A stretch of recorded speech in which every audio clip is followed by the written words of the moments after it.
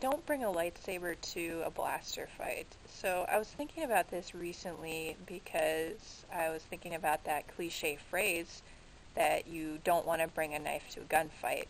And the implication in that expression is, hey, you're really underprepared and you're going to definitely lose if you have a knife versus a gun.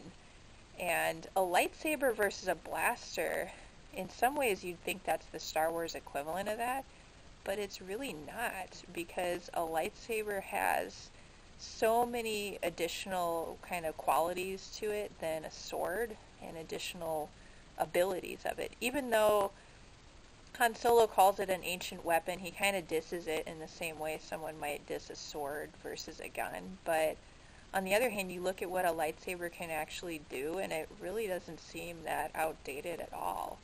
First of all, it can deflect a blaster bolt. That's huge. A knife or a sword can't deflect a bullet, at least last that I checked.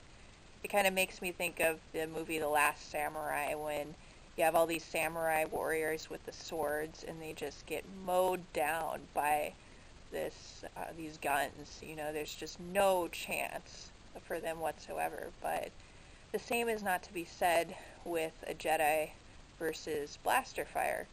Although if there's enough blaster fire, it's going to get them. That's kind of what happened, presumably, in Order 66 when all the Jedi were killed. But at any rate, so if you don't bring a lightsaber to a blaster fight, well, it's probably okay, actually, if you do bring a lightsaber to a blaster fight.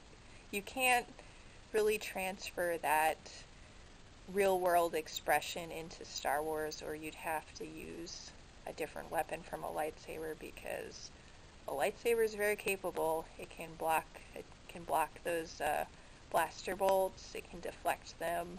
It can cut through people, and it can cut through walls. I mean, it can do so many different things. And yeah, so it's a very, very capable item to have in your possession during a blaster fight. I wouldn't mind having it at all.